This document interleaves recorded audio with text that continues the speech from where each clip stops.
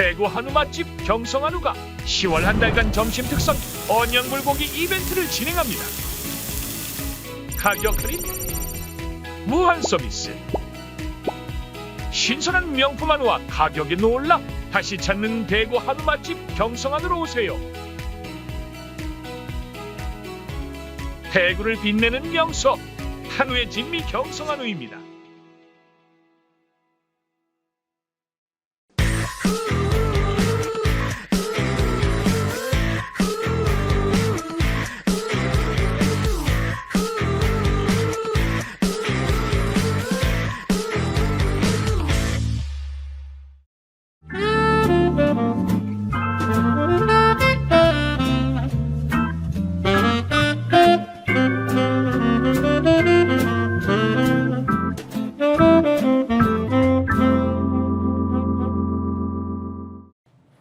고수 중에 최고수를 모셨습니다. 김진애 전 의원 모시고 지금 김건희 여사 이슈가 과연 어디로 가고 있는지 제대로 따져보겠습니다. 어서 오십시오. 네, 안녕하십니까. 지난 추석에 특집 프로그램 김진애 통찰 너무 좋았습니다. 조회수는 많이 안 나왔지만은 통찰은 제대로 한 것 같아요. 이 조회수도 상당히 많이 나왔습니다. 그 정도면 스픽스에서 네. 크게 선전한 거고요. 네, 저는 특히 그 중에서 그 언론학 교수님이신 정준희 교수님 100분 토론 이제 하시고 그동안 쭉 열린 토론도 해오시고 그랬었는데 이 저널리즘에 대한 시각이 정말 통찰을 하고 계시잖아요. 그래서 굉장히 좋았습니다. 김진애 의원이 진행을 해주시니까 네. 스픽스가 굉장히 풍부해졌고요. 오늘도 사실 이렇게 고소전략에서 인터뷰하니까 제가 굉장히 영광스럽고요. 아니 풍부한 것보다도 뭐 조금 품격으로 올라갔다고 그러더구만. 예. 조금 고수가 한 단계 올라갔다고 치죠. 뭐. 많이 올라갔고요. 오늘도 인터뷰하면서 이제 우리 시청자 여러분 기대하실 텐데요. 김진애 의원님까지 나와서 이제 좋은 내용 설명해 주시니까 실제 영광스럽습니다. 오늘 열심히 잘 한번 해보겠습니다. 이건 뭐 저 영광스러울 건 없고요. 근데 다만 오늘 이제 김건희 관련해가 지금 당장 이슈가 되기 때문이기도 한데, 저는 하여튼 윤석열 정권 시작하면서부터 김건희 부분에 대해서 꽤 많이 문제 제기를 많이 했습니다. 문제 제기를 많이 해서 이제 저 언론에서도 굉장히 많이 나왔고요. 최근에 와서는 오히려 별로 뉴스가 잘 안 나오죠. 하도 많이들 얘기하니까. 근데 저는 이게 문제가 되리라고 하는 걸 저는 뭐 윤석열 정권을 반대한 이유 중에 하나도 김건희 여사가 이게 보통 리스크가 아니다라고 하는 걸 제가 주변에도 굉장히 많이 얘기를 했었고, 당장 하여튼 윤석열 정권 시작할 때부터 하여튼 빨리 술을 써야 된다고 제가 얘기를 했는데 그 말 안 듣다가 결국 이 꼴이 납니다. 정권 초기에는 이제 소문이 있었지만 네. 대통령 영분이 됐는데 저렇게 적극적으로 나서서 활동하겠느냐라고 우리가 이제 상식적인 질문을 했지 않습니까? 그래서 자제할 것이다, 조심할 것이다. 근데 전혀 그게 아니었습니다. 그 당시에 어떻게 김건희 여사는 바뀌지 않을 것이다라고 전망을 하셨나요? 그러니까 이거는 뭐 김갑수 선생님도 이제 그런 얘기를 많이 하시고 그러는데 이게 사람 보는 눈이거든요. 네. 제가 그동안 하던 사람을 봐온 이제 특히 이제 저는 이제 도시개발 업계나 이런 데서 험한 거 많이 봤고요. 또 정치권에서도 이런 일들이 어떻게 벌어지는가 하는 거 많이 보니까 어떤 사람이 어떤 의도를 가지고 사악하게 또 음흉하게 어떤 일들을 벌이고 하는 걸 많이 봤는데 굉장히 위험도가 높다는 생각을 했어요. 그래서 제가 21대 제가 국회의원 하지 않았습니까? 근데 그때 법사위에서 그때 검찰총장 국감에 딱 4년 전 국감 때 제가 문제 제기를 윤석열 검찰총장한테도 문제 제기를 했던 게 그때 굉장히 열심히 사실 이 모든 사안들을 다 들여다봤어요. 도이치모터스 관련된 거, 또 뭐 여러 가지 다른 거 관련. 저는 뭐 코바나 콘텐츠에 여러 가지 그 이른바 패트론 역할을 해온 거 아니에요. 근데 그때도 딱 보고 있으면 두 가지거든요. 윤석열 검사의 큰 소임 중에 하나가 부인을 보호하는 거다. 부인을 보호하는 거, 그걸 저는 국감에서 표현을 이렇게 했거든요. 제가 사랑을 잘 모르지만 왜 그렇게 하느냐 이런 식으로 했더니 그때 상당히 화제가 되고 그랬는데 그건 사랑이 아니거든요. 사랑이 아니라 사랑의 눈이 멀어서 같이 뭔가를 꾸미고 있다라는 거 하나. 그 다음에는 그러면서 보호를 하다 보니까 둘이 같이 꾸민 일도 굉장히 많아지는 것 같아요. 도이치모터스니 뭐 이런 거 같은 거. 그러니까 그런 거를 점점 감추면서 그러면서 대통령이 되는 과정을 그거를 같이 저는 김건희 여사가 엄청난 일을 했다고 생각을 합니다. 그러니까 그렇게 하니까 공을 무시하지도 못하고 그 이른바 집안에서의 남녀의 권력 관계랄까 이런 거에 대해서 제가 좀 예민하게 그걸 판단을 했는데 그게 굉장히 위험하다고 근데 봤었습니다. 공적으로 그게 드러난다는 게 말이 안 되지 않습니까? 말이 안 되는 거죠. 그렇게 어리석은 사람이 어디 있습니까? 근데 대통령까지 됐습니다. 그러니까 굉장히 그러니까 저는 이거는 이제 세 가지의 욕심이 합했다고 생각을 하는데 뭐 일단은 김건희 여사의 그 허영과 위선에 관련된 이 욕망 이것이 이제 분명히 하나가 있을 테고 또 그다음에는 윤석열 검찰총장의 사실 윤석열 검찰총장은 검찰총장 처음 할 때까지만 하더라도 저는 대통령까지는 생각을 안 했다고 생각을 해요. 근데 그 이후에 조국 관련된 여러 가지 조국 사태 거치면서 이 욕망이 이게 굉장히 끌어올랐다고 생각을 하는데 이른바 엄청난 컴플렉스에서부터 오는 이거를 이기겠다고 하는 욕구, 이른바 뭐 그거는 약간 나폴레옹적 욕구 같은 게 있고 그 두 가지에다가 세 번째는 이게 이제 언론에서 잘못 생각을 한 건데 언론이나 국힘에서 이거 생각을 한 거는 이런 생각을 했던 것 같아요. 일단 문재인 정권을 정권 창출을 해야 되겠다는 생각 하나도 있고 또 하나는 윤석열의 검찰 권력이 필요하면서도 윤석열은 정치적으로 약하기 때문에 자기네들이 조종할 수 있다고 생각을 한 거야. 예. 요거 세 가지가 너무나 잘 맞아 떨어졌습니다. 그러면서 언론에서 끊임없이 포장을 해주고 올리면서 그러면서 여기까지 온 거죠. 그 옆에 이제 온갖 사자들이 다 붙었고 뭐 명태균 비롯해가지고 엄청난 사기꾼들이 붙었고요. 근데 그거 다 합하면 다 사기꾼들 아니에요, 사실은? 뭐 통칭해서 사기꾼이라고 할 수도 있고 있습니다. 뭐 자칭은 전략가라고 이제 네. 하기도 하는데 뭐 그것은 평가의 문제니까 결국 대통령이 영부인에게 아무런 제지를 못하고 오히려 거기에서 지배를 받고 있는 게 이제 확인이 되니까 자 김진애 의원께서 예전에 말씀하셨던 그것을 설마 그렇게 쓰라고 하는 것이 이제 실제 일어나 버린 상황이 됐습니다. 네. 그런데 어느 순간부터 김건희 여사가 이런 비판에도 불구하고 오히려 노골적으로 더 바깥으로 나와 버립니다. 네. 야 너희들 봐, 나 건재하지. 그래 뭐 어떻게 할래? 막 이렇게 이제 국민들에게 따지듯이 정말로 얼굴을 드러내는 이런 것들은 어떻게 봐야 됩니까? 이게 이제 총선 저도 이제 몇 단계를 보는데 그러니까 이제 우리가 실제로 디올백 명품 수술을 한 거를 보면은 임기 첫 해 아니에요. 그러니까 그때는 코바나 컨텐츠에서 이미 이제 여태까지 하던 일대로 다 자기 일대로 해왔던 거죠. 그런데 이제 저는 처음에 제가 그 용산 이전을 제가 굉장히 반대를 했습니다.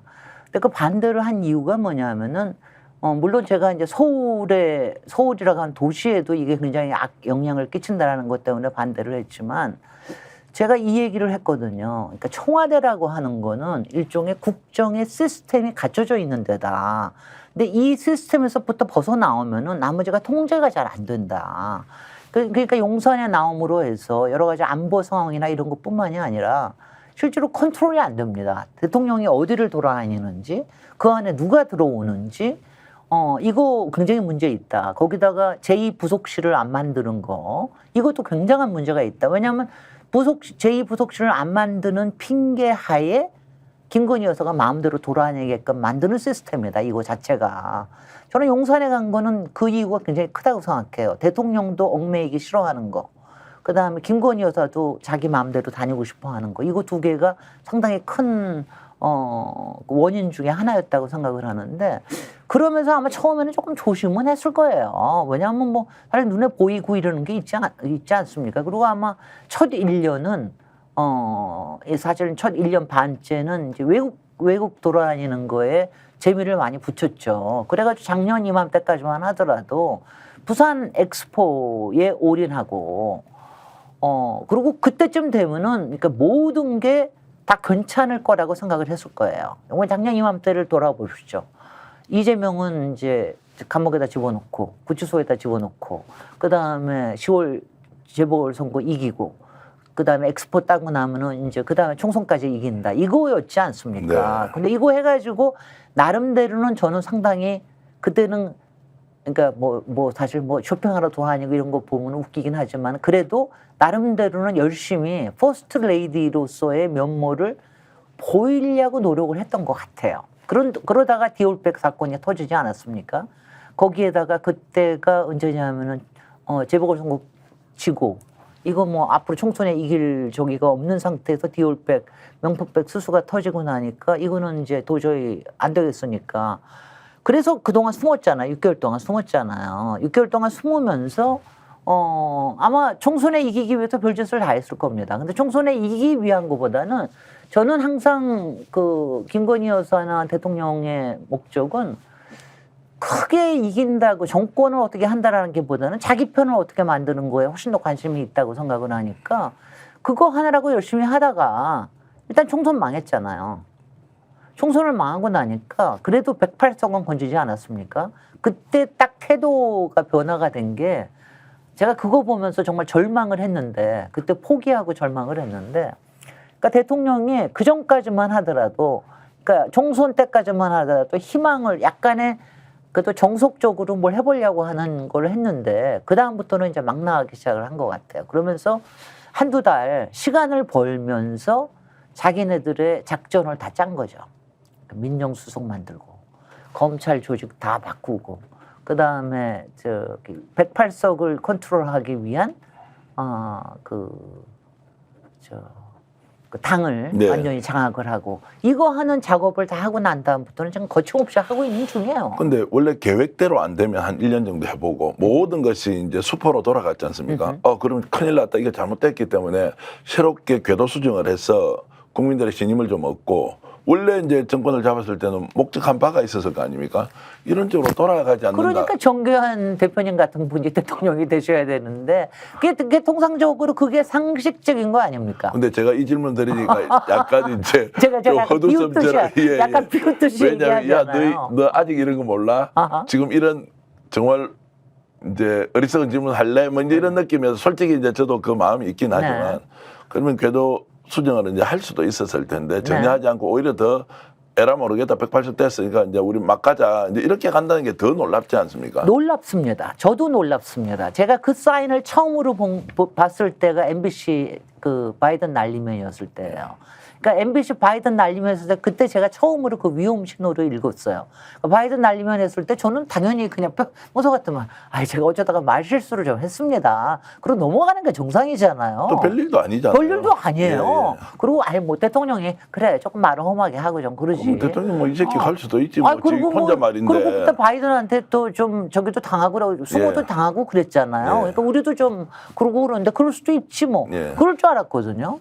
그런데 그렇게 나올 때부터 이거는 이제 작전이 달라졌다라는 게 느껴지더라고요. 그러니까 그게 언론 장악에 대한 신호탄이 된다는 생각을 그때 딱 했습니다.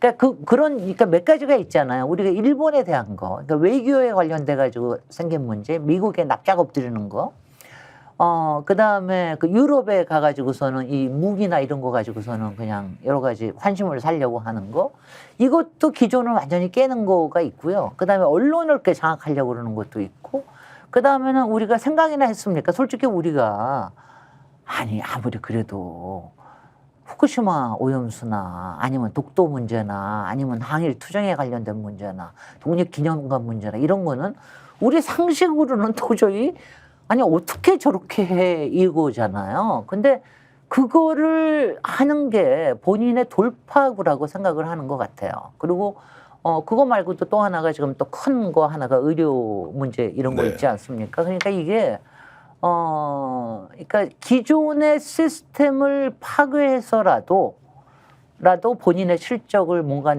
내겠다라고 하는 게 이게 지금 마음이 그쪽으로 완전히 간 게 아닌가 하는 생각이 듭니다. 자, 그들의 논리가 우리가 보통 이제 표현을 할 때 일리가 있다 그러지 않습니까? 하나의 이치는 있다라고 하는데 지금 뭐 독도 문제 말씀하셨고 그리고 의료 대란 문제 일리는 있습니까? 이 사람들이 하는 게 아니요, 일리는 있습니다. 있어요. 네. 저는 이게 왜 그러냐 하면은요, 이게 이번에 명태균이나 이런 사태가 터지고 나서 보니까 더 알겠는데 보니까 지난 대선을 나름대로는 그런 작전을 통해서 말하자면 만들었던 거예요. 여론의 프레임을 해가지고서는 이겼던 거예요. 0.73%이긴 하지만 그 프레임이 아니면 못 이겼거든요. 네. 그러니까 그것처럼 차기 프레임도 정권 창출에 대한 것도 정권 창출을 하지 않으면 도저히 안 되니까 그거를 프레임을 하게 만들겠다라고 하는 게 지금 굉장하게 저는 작동하고 있다고 봅니다. 네. 그러니까 그거를 안 하면은 자기네들은 지금 할 수 있는 게 없는 거예요. 할 수 있는 게 다른 게 있습니까? 지금 지지율을 올릴 수가 있나요? 지금 경제 지표를 올릴 수가 있나요? 민생을 좋아지게 할 수 있나요? 아무것도 없잖아요. 그러니까 지금은 그냥 강력한 프레임으로 반대 대 반대 이렇게 해가지고서는 갈 수밖에 없다. 이렇게 소수의 생각하죠. 결집된 지지층을 가지고 끝까지 그냥 정권 나머지 3년 정도 더 하자 뭐 이런 이제 계획으로 가니까 다수 국민이 어떻게 생각하는지 관심이 없다. 그러면서 거기에 이게 있는 거죠. 뭐냐면 항상 우리가 대선으로 가면은 역시 50대 50이 네, 예. 되잖아요. 그럴 때 언론이라고 하는 게 언론의 지형이나 이런 쪽에서 과연 우리 편 안 들겠느냐. 네. 이거 할 수 있다. 그러니까 지금은 지금 저는 그게 2년 반 뒤를 보고 그다음에 지금은 작전이 뭐냐면 11월 달에 1년 전에는 이재명이 넣겠다고 구치소에 넣겠다고 그랬잖아요. 네. 지금은 유죄 나게 하겠다는 거 아닙니까? 올해는 1심에서 유죄 나게 하겠다. 1년 뒤에는 2심에서 유죄 나게 하겠다. 이렇게 해가지고 그다음에는 또 뭐가 벌어질지 모르죠. 제가 거기까지는 안 나가고 싶어요. 제가 전쟁이나 계엄까지 얘기 나가고 싶지는 않습니다. 예. 네. 극단적으로 상황을 몰고 가서 결국 대선 가면 50대 50 될 거니까 그 전까지는 난도질이 되든 뭐 파괴질이 되든 할 거 다 하겠다. 그런 거 이런 의지가 확고하다는 거죠. 네. 그러면 우리가 이렇게 상식적인 수준에서 질문하고 하는 거 보면 다 용산에서 우리를 보고 웃겠네요. 아직도 쟤들 하고 있는 거 보니까 옛날 프레임이구나. 아니 근데 그렇지는 않은 게 지금 이제 보수 언론 쪽에서는 굉장히 걱정을 하고 있죠. 네. 이것도 정도가 있다. 어느 정도. 더군다나 지금 위험한 건 뭐냐면은 그러니까 그런 도박적인 마인드가 용산에는 있겠지만 사실은 일반 보수 언론에서는 그렇지 못하잖아요. 네. 그러니까 지금 보수 언론에서는 지금 이제 미국 대선이 어떻게 상황이 나는 것 따라 다르고 그러니까 좀 불안하니까 지금 얘기는 김건희나마 내놔라. 네. 이러고 있는 거 아니에요. 오늘 동아일보 오늘 좀 일면 머리께서에서도 네네. 이제 김건희 문제는 해결해야 한다라고 김건희 이제 사법재판에 예. 올려야 된다. 예. 그러니까 1년 전에는 어디로 가라고 그러지? 아크로비스타로 가라고 네. 그랬잖아요. 근데 지금은 이제 백담사로는 못 보내더라도 사법재판에 올려야 된다. 심판에 올려야 된다. 그거 올리지 않으면 도저히 못 견딘다. 지금 그러고 있는 거 아니에요? 그렇게 보수 언론이 얘기하지만 용산은 윤석열 대통령 받아들인다 받아들이지 않는다. 안 받아들입니다. 절대 안 받아들입니까? 저는요, 저도 그래서 지금 요새 딜레마에 빠져 있는데, 네. 뭐냐면 이거는 알겠어요. 저쪽의 입장에서 받아들일 수도 없고 받아들이지 않을 수도 없고 그래요. 그러니까 받아들이면은 잘못하면 탄핵으로 가는 또 지름길이 될 수도 있는 거 아니에요. 그러니까 그 문제가 있는 게 하나고, 안 받아들이면 지지율이 10%대로 떨어질 거고, 그래서 양쪽에 다 문제가 있을 텐데, 저는 안 받아들여서 이게 10%대로 내려가서 이판사판 탄핵으로 가는 게 차라리 낫다고 생각을 하는데 네. 근데 이렇게 안 받아들일 수가 있나? 나라를 생각하는 입장에서는 이래서 되겠나? 이렇게 되겠나? 이런 게서 저도 좀 이거는 좀 딜레마예요. 자, 그러면은 특검이 이제 뭐 이번 주에 또는 다음 주 초에 특검 재결이 이제 시도가 되면 특검으로 이어져서 김건희 특검 그냥 통과시키자. 이번에는 안 될 겁니다. 이번에는 안 된다. 이번에 지금 한동훈이 벌써 손 다 들었잖아요. 네. 두 손 두 발 다 들지 않았습니까? 자, 그렇게 가면 이제 결국에는 보수 언론 요 다음에는 모르죠. 이 다음에는 그럼 한 2, 3개월. 그러니까 저는 한 2, 3개월은 아니야. 지금 이거예요. 지금 왜 하필 제가 오늘 나왔는지 모르겠는데 다음 주일 국감 시작하면서부터 이른바 게임의 프레임들이 굉장히 많이 바뀔 거라는 생각을 하거든요. 그러면은 이제 좀 더 앞을 내다보기가 좀 쉬울 건데 지금은 이제 저는 이렇게 생각을 하고 있습니다. 국감에서 김건희 목소리가 나오든 하여튼 뭐가 나와도 굉장히 트리거가 되는 게 나온다. 그걸 통해서 뭐가 되느냐 하면 그다음에 국정조사로 이어진다. 국정조사로 이어지면서는 국정조사가 되면 그때는 직접적인 그 증언들이 나오기 시작을 하잖아요. 그 명태균도 그렇고 다 네. 직접적인 게 다 나올 수가 있잖아요. 그렇게 되면서 거기에서는 이제 탄핵에 준하는 또 탄핵에 가까워질 수 있는 뭐가 생겨서 향후 2달 안에 뭐가가 생길 거다 이러고 생각을 하고 있어요. 자, 국민들은 지쳤다. 와, 이제 뭐 보다 보니까 못 따라가겠다.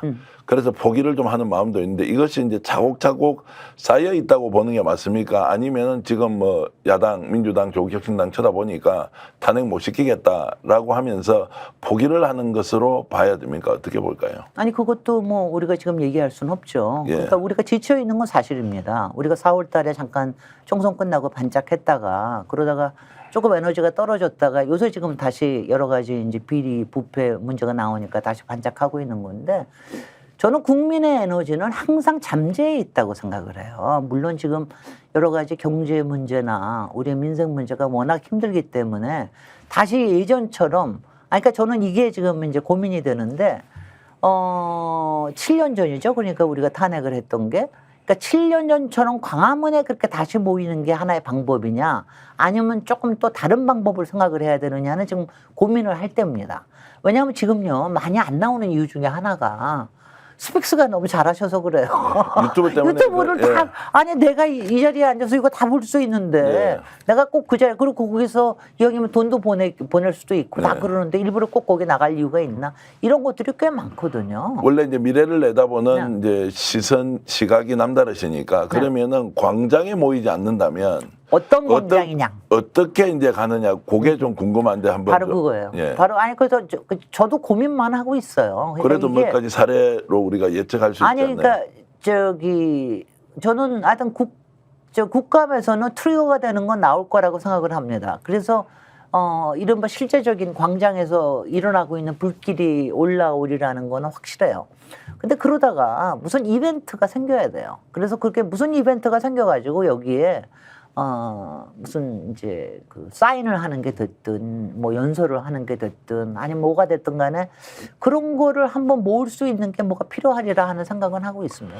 누군가 그 상상이 우리가 생각하는 것보다 훨씬 더 충격적이어서 뭐 이제 말을 꺼내긴 어렵긴 한데요. 네. 실제로 그런 이제 충돌이 물리적으로 일어날 수도 있다는 얘기를 하는 사람도 있긴 하더라고요. 아니 뭐 그거를 일부러 유도할 거라는 얘기도 있죠. 그러니까요. 네, 네. 그러니까 의도적으로 네. 지금 뭐 나왔던 이야기를 굳이 뭐 비유를 하자면 뭐 개헌과 관련된 뭔가 정말로 물리력을 동원한 제압이나 이런 것들을 시도할 경우에 이제 그때는 이제 뭐 광장이고 광장이 아니고 이 문제가 아니지 않습니까? 네. 그렇게 제압을 할 수 있다고 착각할 수 있는 집단이다. 네. 그 경우에 국민들이 어떤 반응을 할 것이냐. 네. 그러면 이제 하루아침에 끝날 거다. 이 정권은 뭐 탄핵이고 아니고 이건 절차의 문제를 떠나서 네. 국민이 용서하지 않겠다라는 이제 얘기까지 있어서 네. 어쨌든 광장은 아니다. 네. 아니 우리는- 그러니까 광장이 어떤 종류의 광장이냐가 굉장히 네. 달라질 수 있다는 생각은 해요. 예. 그거는 두고 봐야 될 거예요. 왜냐면 이게요.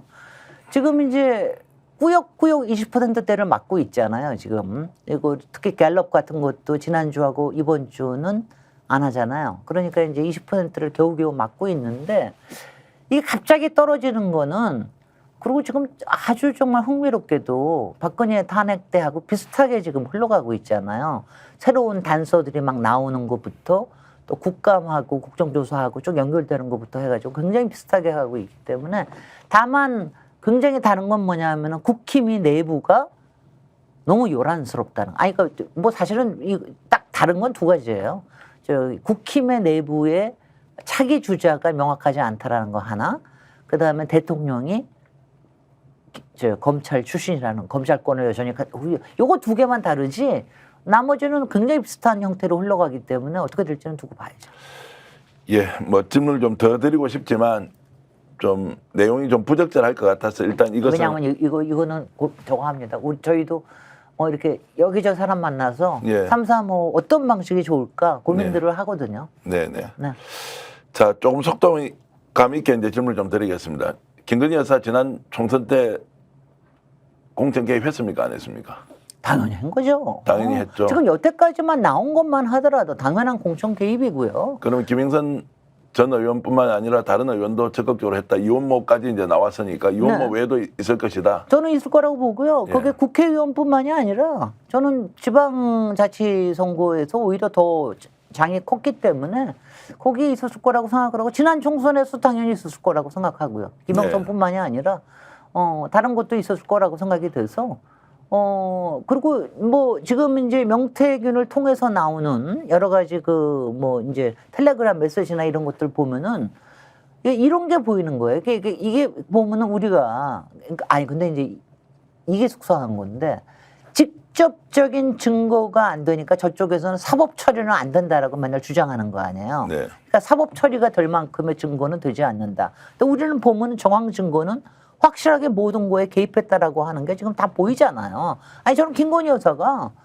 뭐 실제로 뭐 조금 말한 거 보면은 뭐 하나하나 다 전화로 했을 거라는 생각이 다 들어요. 그 정황이 그냥 다 눈에 보입니다. 그 아마 그리고 당시로서는 저는 제가 이제 이런 얘기 하면은 사람들이 맨날 저보고 너무 심하게 얘기한다 그러게 했는데 이상한 종류의 윤석열 정권에서 이상한 인사, 이상한 행사 이게 너무 많잖아요. 그때 다 따져보면은 그거 다 보면은 비선 라인인데 그게 되게 보면은 여사 라인에 동원된 게 너무 많다. 그리고 이런 게 많은 게 그런데 그런 사람이 이 공천 게임에 저기를 안 했을까요? 더군다나 그때 6개월 동안 뭐 관저에서 아무것도 안 하고 있을 때인데 얼마나 열심히 했겠습니까? 워낙 초고수여서 제가 방송에서는 하지 않은 질문 하나 드리겠습니다. 윤석열 대통령 의중을 반영해서 김건희 여사가 공천에 개입했느냐? 네. 윤 대통령 모르겠고 본인 뜻대로 공천에 개입했느냐? 요 질문 드리면 어떻게 답변하세요? 저는 그거는 이제 두 분이 이제 큰 뜻에서는 의기투합했고 이거는 뭐냐 우리 힘을 키워야 된다. 우리 사람을 많이 심어야 된다라고 하는 거는 의기투합을 했고 세밀한 작전을 짜고 하고 하는 부분은 저는 김건희 여사 쪽이라고 보여요.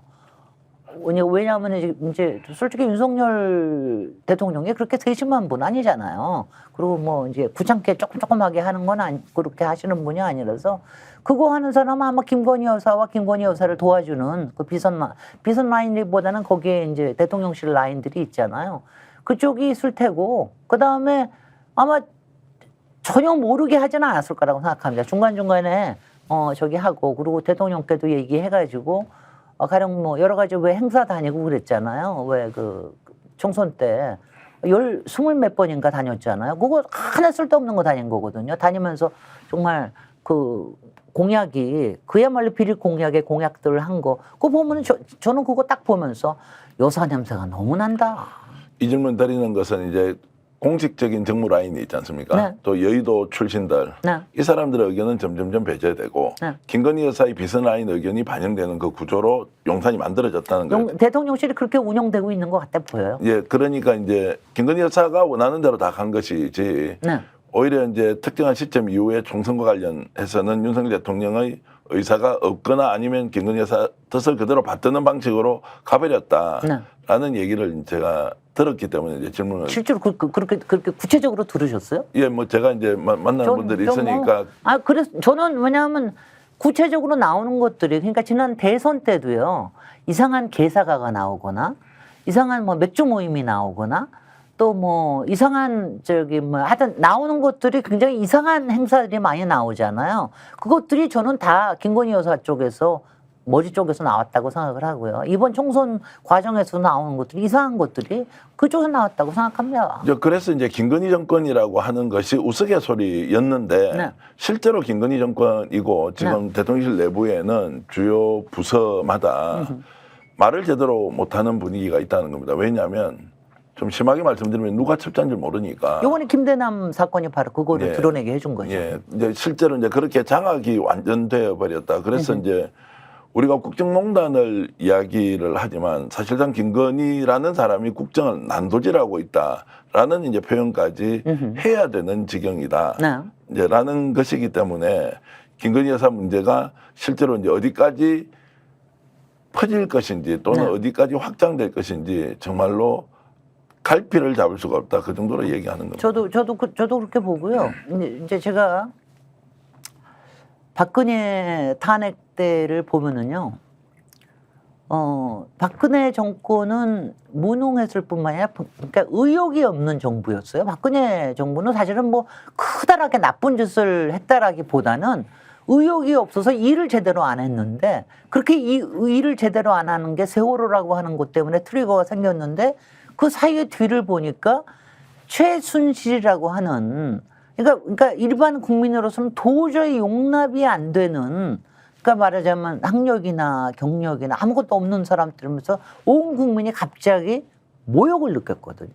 그 모욕을 느끼면서 그게 탄핵이라고 하는 거로 이게 나라냐 하는 거로 바로 이게 이제 바로 나올 수가 있었는데 특히 그 태블릿 PC 이것 때문에 나올 수가 있었는데 지금은 훨씬 더 사악하고 음흉한 게 바로 지금 얘기하신 대로 비선이지만은 비선이 아닌 채로 그냥 대통령실 안에 스며들어 있잖아요. 조직도 그렇고 이러면 명령 체계도 그렇고 의사결정 과정도 그렇고 거기에서 대통령은 저는 뭐 솔직히는 게을러서 그러신다고 생각하는데 그냥 그리고 되게 내버려 둔다고 생각을 하는데 그렇게 훨씬 더 부지런한 사람에 의해서 그런 결정이 내려지는 거에 대해서 이거를 그저 국정 교란이라고만 얘기하기에는 이거는 더 문제가 되지 않나요? 그러니까 윤석열 대통령을 뽑았는데 네. 김건희 대통령이 이제 권한을 행사하고 있다. 이제 이걸 지금 확인하고 있는데. 이거는요 조선시대 같으면 외척의 농단입니다. 외척이 바로 해가지고서는 다 저거 한 게 바로 그거죠. 이제 자 그래서 이제 지금 이런 문제를 놓고 우리가 너무 둔감한 거 아니냐. 네. 김건희 여사가 실제로 국정 전반을 총괄하고 있다. 그 사람의 뜻에 따라서 움직인다라고 했을 때 국민이 이해하고 받아들인다 또는 외면할 수 있느냐 이게. 그럼요. 놔둘 수가 없어요. 그 어떻게 이제 해야 되는지 문제도 이제 나오는 거고요. 지금 이제 저도 그게 굉장히 궁금해서 왜냐하면 이번에 그 명태균 관련해가지고 공천 개입에 관련된 문제가 생기니까 선관위에서 한다는 얘기가 이게 영부인의 개입에 대해서는 특별한 규정이 없다. 네. 마찬가지로 디올백처럼 이제 권익위에서 빠져나가는 것처럼 빠져나가는 거예요. 그러면 이게 얼마나 교묘한 겁니까? 최순실이 하면 안 되고 영부인이 하면은 이거는 그대로 내버려 둔다는 거예요. 말이 안 되는 거잖아요. 근데 이거는 법적으로도 따질 수 있는 사례가 있다고 지금 이제 열심히 법적으로 연구하고 있더라고요. 유시민 작가가 이제 시민언론 민들레에 썼던 칼럼에 네. 결국 김건희는 보이는 것일 뿐이고 네. 핵심은 윤석열이다. 그 윤석열을 이제 향해서 우리가 뭔가를 구체적으로 조치를 해야 한다. 이렇게 저는 이제 그 칼럼을 이해했습니다. 네. 왜냐하면 김건희 문제만 계속 이야기하니까 이 사람은 법적 처벌 대상이 아니에요. 다 국가기관이 다 그렇게 이야기해요. 경찰, 검찰 수사 안 하고 선관위도 배우자 처벌 규정이 없다.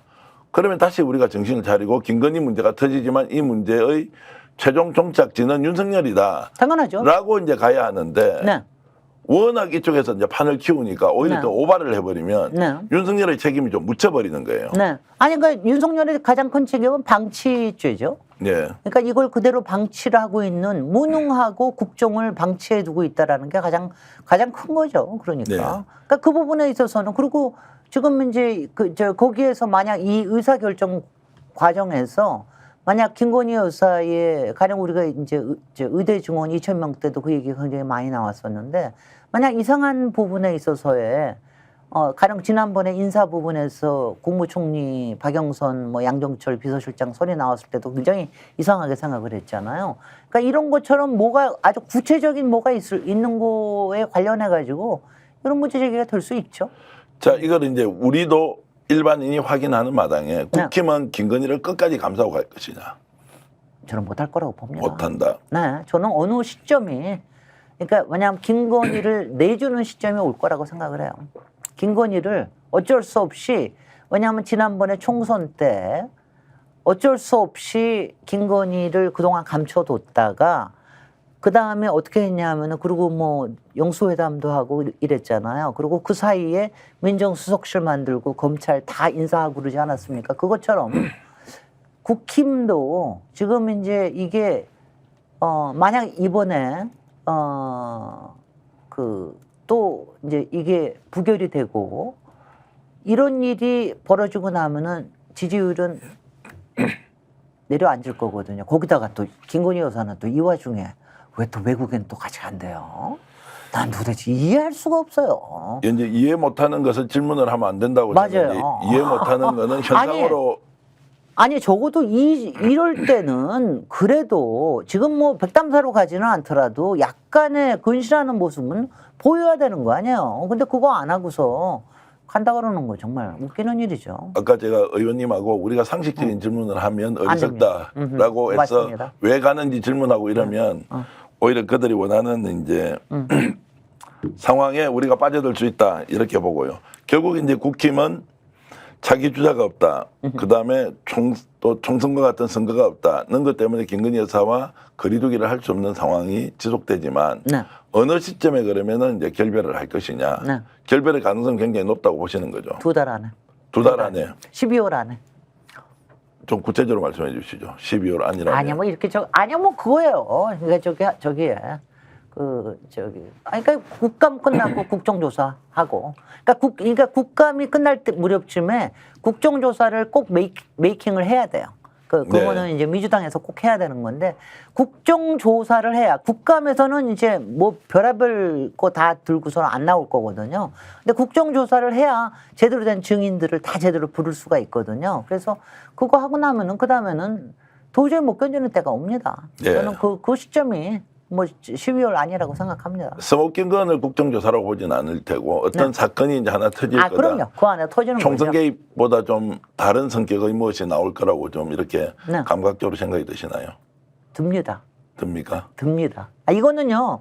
저도 제가 뭐라고 그럴 수는 없어요. 근데 지금 저는 지금 도화선들이 제가 그 네. 얘기를 많이 하는데 저희가 건물을 부수는 거 하잖아요. 파괴공학이 있습니다. 파괴공학 할 때 예전에는 하나를 큰 거를 했지만 요새는 그게 아니라 여기저기에 다 묻어놓고 그거를 연쇄 반응을 일으키게 만들거든요. 근데 지금 도화선들이 굉장히 여러 가지가 있다고 생각을 해요. 2개월 뒤에 방송을 다시 볼 때 역시 그때 김진애 의원이 전망했던 게 근데 맞았다라고 하는 거를 전만 그렇게 하는 게 아니니까. 예를 들어서 돈 문제 같은 걸까요? 아니 뭐 돈 문제는 있겠죠. 돈 문제는 뭐 기본 아닙니까? 기본이고. 이번에 뭐 반띵했잖아요. 예. 이번에 반띵했는데 그 반띵이 저는 뭐 이런 생각이 항상 들어요. 그런 반띵이 하면은 그냥 명 박사의 개인 주머니에만 들어갔을까? 과연? 그게 다른 거를 위한 뭐가 되지 않을까? 우리가 인사 개입이라고도 얘기하지만 또 혹시 가자면 매관매직 뭐 이런 것들도 지금 매간매직도 지금 당연히 힌트가 있죠. 네. 김대남 씨. 네. 이 사람은 상급 행정관이니까 사실은 지금 그 SGI에 가기에는 조금 낮거든요. 네. 그러니까 그 뒤에 누가 있었냐. 네. 매간매직에 관련된 게 당연히 드러날 거야. 그리고 왜 김건희 라인 쪽에 있는 사람들은 그렇게 쉽게 가는 겁니까? 네. 이거 너무 이상하잖아요. 자, 결국 올 연말까지 김진애 의원님 말씀만 저는 믿고 상식적인 질문은 가능한 한 줄이고 네. 현상을 있는 그대로 이해하면서 네. 실제 그런 일이 하루라도 빨리 왔으면 좋겠다. 네. 이런 꿈을 꾸고 있겠습니다. 하루라도. 근데 이거는 있어요. 제가 그 박근혜 탄핵 때는 제가 그때 정말 왜냐하면 제가 그때 하고 제가 심정이 굉장히 비슷한데 잠을 잘 못 잤어요. 네. 왜냐하면 맨날 이상한 기사가 계속 쏟아지니까 그때는 믿을 수가 없는 게 근데 지금 맨날 스펙스에서도 쏟아뜨리고 저기서도 맨날 나오는 뉴스 때문에 잠을 못 자요. 그 다음에 그냥 악몽을 꾸고 그러는데 굉장히 이게 하여튼 불길합니다. 여러 가지가. 연쇄 반응이라고 아까 말씀하셨는데 네. 큰 건물을 정권에 비유하자면 이제 하나씩 터지고 있다. 네. 그러면 민태균 사건도 그런 유의 하나이다. 그렇습니다. 예, 명태균 하나만 있을까요? 그러니까요. 여러 사람이 이제 등장할 것이다. 그리고 아마 그 녹취록 그리고 특히 목소리가 나오는 녹취록이 한번 나오기 시작하면은 다른 것도 나올걸요. 네.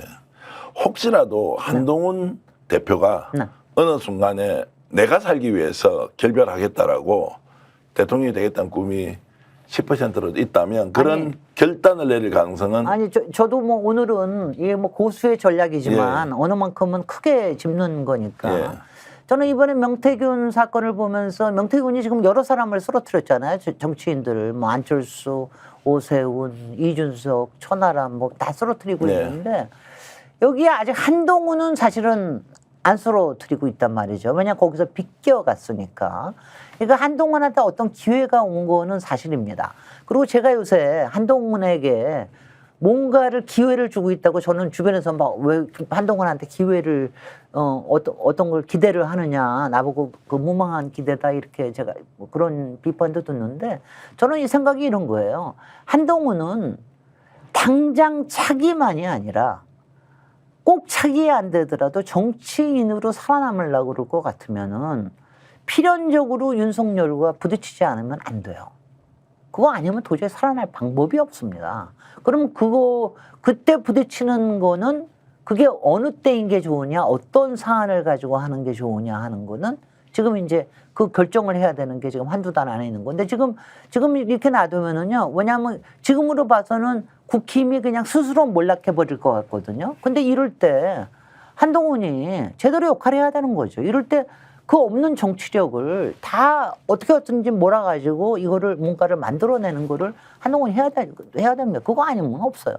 깜냥은 됩니까? 영냥. 안 된다고는 생각하죠. 안 되지만 안 되지만 기회가 유일한 기회가 지금 있는 것이다. 제가 그렇게 얘기를 하는 거고 제가 이거 보고 있으면은요. 정말 솔직히는 토가 나오는 게 지금요. 이준석 대표, 그러니까 전 대표죠. 이준석 전 대표가 가장 여기에 많이 끼어들어 있는데 이준석은 지금 이 일을 희석시키고 김건희를 보호하느라고 난리를 치고 있잖아요. 그거 보면서 저는 이게 하여튼 뭐 그 수가 딱 보이거든요. 뭘 하고 있다. 국힘 무너지면 들어가겠다. 딱 그거예요. 네. 지금 그리고 무너지는 거 지금 뭐냐면은 지금 저 용산에서는 지금 뭡니까? 11월까지는 이재명, 한동훈 쓰러뜨린다. 이거 아닙니까? 이재명은 1심에서 여하튼 간에 유죄 뭐래든 받아내고 그다음에 그때까지 갈아치운다. 비대위로 넘어간다. 이 생각하면서 그때 투입할 뭔가를 생각을 하겠죠. 그 중에 하나도 아마 뭐 이준석도 있을 겁니다. 이준석이 들어가면 국민님이 좀 달라지긴 할 것 같습니까? 달라지는 건 아니고. 바깥에 싸울 때 좋았던 이준석과 그건 안에 아니고 들어가서 게임에 이준석은 이번에 대중적인 신뢰도를 너무 잃었어요. 그래서 대중적인 너무 신뢰도를 잃었는데 저는 제가 이준석을 보고 있으면은 뭐 요새 뭐 제가 하도 많이 비판을 했으니까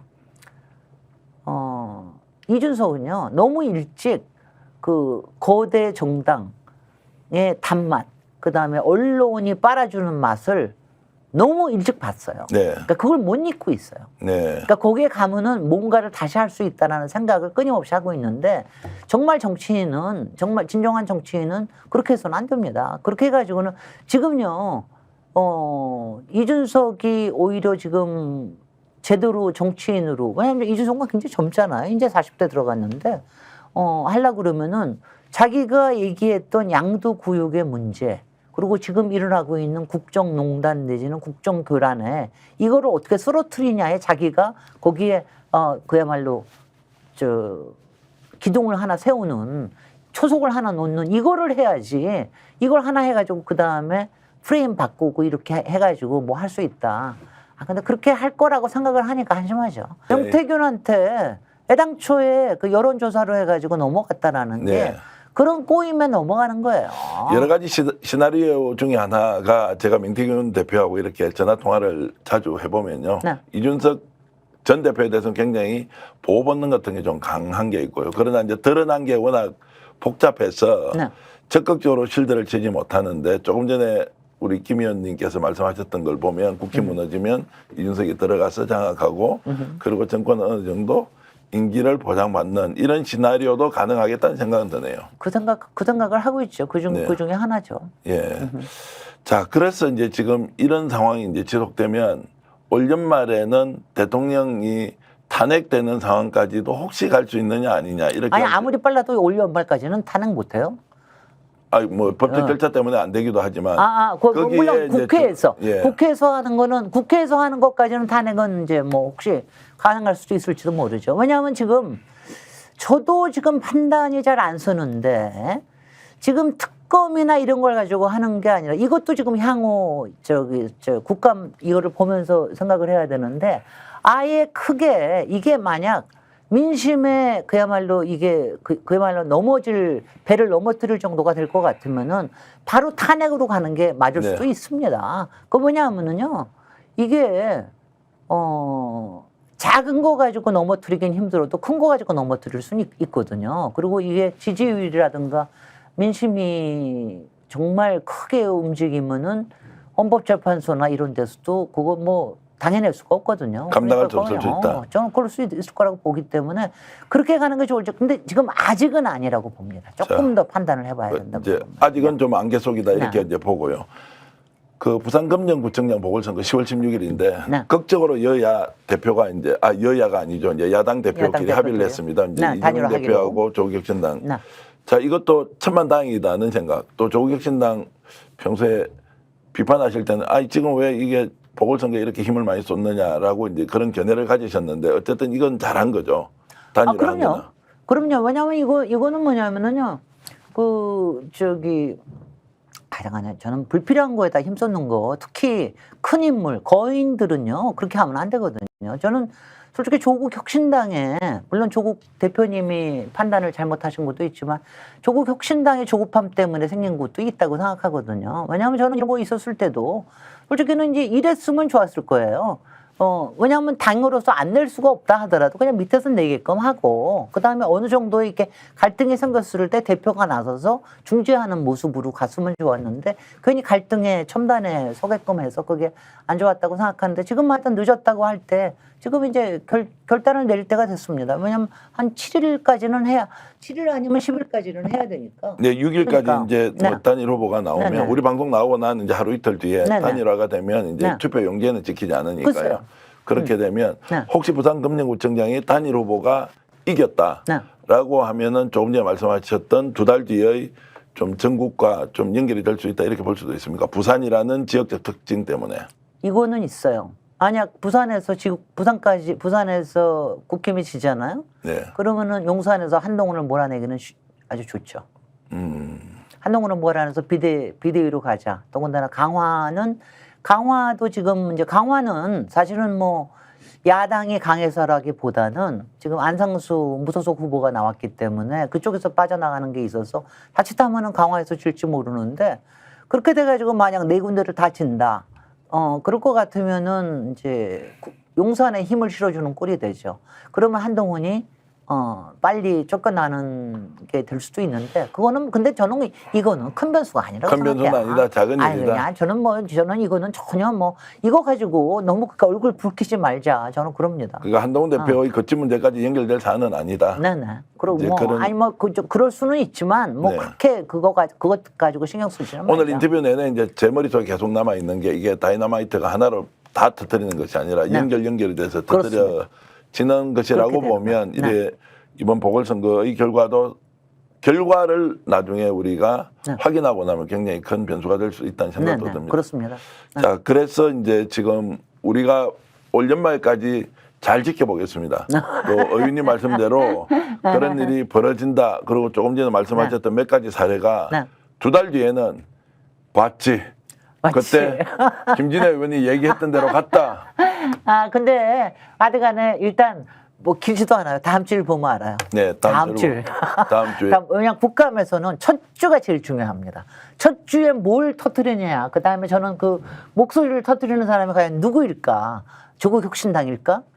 아니면 민주당일까? 아니면은 설마 정신 차린 개혁신당일까? 모르겠습니다만은 하여튼간에 첫 주를 기대를 해봐야 됩니다. 김건희 여사의 목소리가 나온다. 저는 나올 거라고 봐요. 라고 굉장히 높게 저는 전망하신다. 확률이 높다고 생각합니다. 확률이 높다. 근데 이제 그것도 저쪽에서도요. 지금 별의별 거 다 가지고 있을걸요. 어느 걸 내지? 왜냐하면 그것도 강도가 있을 거 아니겠어요. 그러니까 제가 굉장히 화가 났었던 게 그 이명수 기자님이 그 7시간 녹음했을 때, 대선 때. 그때 MBC에서 줬잖아요. 그 기사를. 근데 MBC에서 그때 방송에 처음 내보낸 게 아주 약화시켜서 내보냈잖아요. 그때 제가 화가 났던 게 뭐냐면 딱 그 얘기 했거든요. 아니, 내가 대통령 되면 이것부터 첫 마디가 딱 나갔었으면은 대선 끝났습니다. 아. 그냥. 그래서 제가 그때 또 마침 MBC에 그때 제가 고정 출연하고 있었을 때요. 그래서 네. 제가 막 뭐라고 그랬는데 MBC에서도 굉장히 힘들었다고 그래요. 기자들은 당연히 기사의 폭발력을 위해서는 그게 좋지만 위에 그 경영진들이 굉장히 힘들어했다고 그러더라고요. 그래서 그런데 이번에도 하여튼 그런 왜냐면 지금 지금 그런 모든 작전을 명태균이나 또 우리 서울의 소리나 지금 뉴스토마토나 스픽스나 다 지금 언론들이나 이런 것들을 지금 다 같이 이걸 지금 하고 있는 겁니다. 네. 권투를 기원합니다. 예, 조심하겠습니다. 네. 자, 내가 대통령이 되면이라고 김건희 여사가 했던 그 대선 전의 말, 지금 이미 대통령이 되었는데 윤석열이 아니라 김건희 여사가 대통령이다. 그리고 이번 국감에서 목소리가 터져 나오면 연말 전국을 완전히 폭파시킬 정도의 파괴력이 있는 사건이 될 수 있다. 이런 말씀 해주셨는데 제가 인터뷰하면서 가장 긴장하면서 네. 조심조심 네. 이렇게 옆에 눈치 보면서 했던 인터뷰이십니다. 정말요? 아, 감사드리고요. 거짓말, 아이고, 아닙니다. 농담하시는 것 같은데. 오늘 너무 좋은 말씀 해주셔서 크게 네. 공부가 되었고요. 시청자 여러분들도 자 김진애 의원님이 얼마나 통찰력을 갖고 계신지 확인하셨을 것입니다. 스픽스 여러분들 덕분에 100만 넘어섰고요. 그리고 구독, 좋아요 크게 저희들에게 격려와 응원이 됩니다. 계속 열심히 달려갈 테니 여러분 응원 이어주시면 고맙겠습니다. 오늘 고소의 전략에 나와주신 김진애 의원 감사드리고요. 시청자 여러분께 함께 인사드리겠습니다. 여러분 고맙습니다. 고맙습니다. 아니 왜 아직도 3년간 같은 통신사 인터넷 계속 쓰고 계세요? 인터넷 가입 시 48만원 무슨 경종시 추가 혜택이 주어집니다. 인터넷 비교원 통해 인터넷 가입하고 시인에게 홍보해주세요. 지금 네이버에 인터넷 비교원 검색 후 3초만에 감동 행복 비교해보세요. 인터넷 비교원. 대구 한우 맛집 경성한우가 10월 한 달간 점심 특선 언양불고기 이벤트를 진행합니다. 가격 할인, 무한 서비스, 신선한 명품 한우와 가격이 놀라 다시 찾는 대구 한우 맛집 경성한우로 오세요. 대구를 빛내는 명소 한우의 진미 경성한우입니다.